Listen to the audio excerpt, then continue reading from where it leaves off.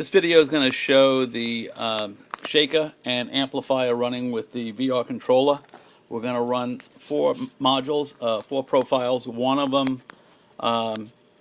being the acceptance and the other one being the qualification of both the 2 different types of profiles that you sent me.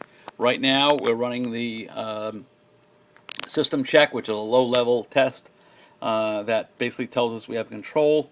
And you can see we got a nice sine wave there. I'm going to put a little plastic ruler there, and you can see some rattling and shaking in there. And what I've just done was I basically did this, and when you do that, you show the rattling so you guys can see that everything is actually connected. Okay, now we're going to turn that one off, and the first one we're going to start is the lower level acceptance test, which is looking for 6 G's. And we're going to start to run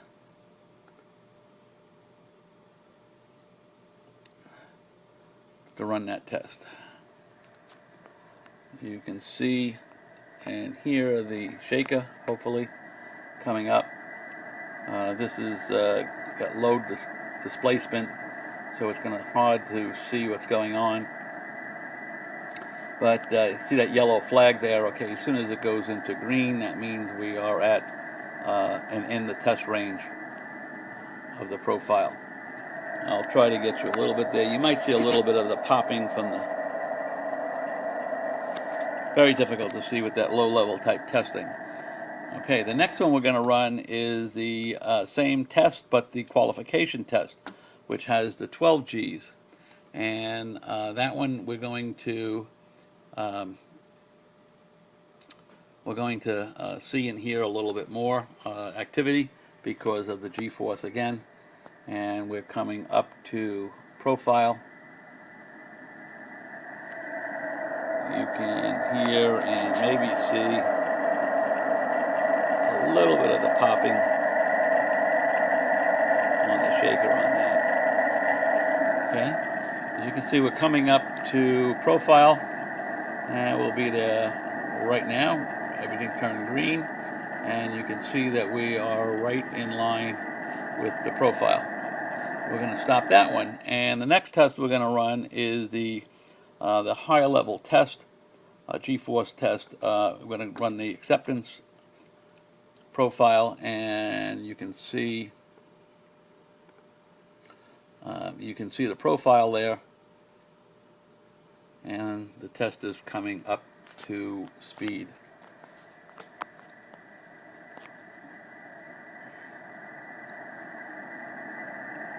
This one is probably a little easier to see.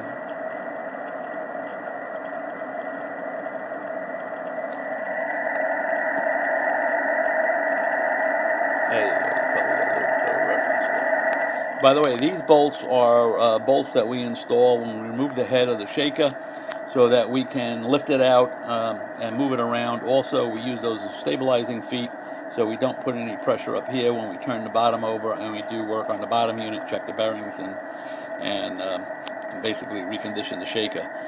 Obviously, when it's put back together again, it has a shroud on, and it'll look beautiful.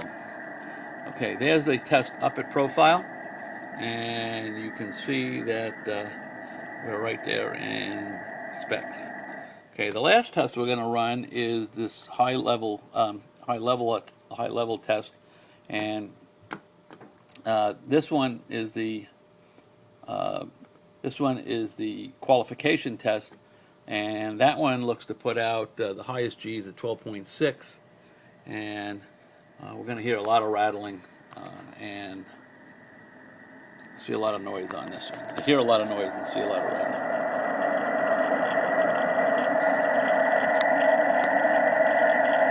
Yeah, that one you can get a lot of action out of it. And again, we're coming up to profile. As soon as that flag turns green, there it goes. We're in the actual profile test. And as the random profiles run, they reiterate a little bit. They find the actual optimum levels in which to run that band of energy within those specifications of the profile.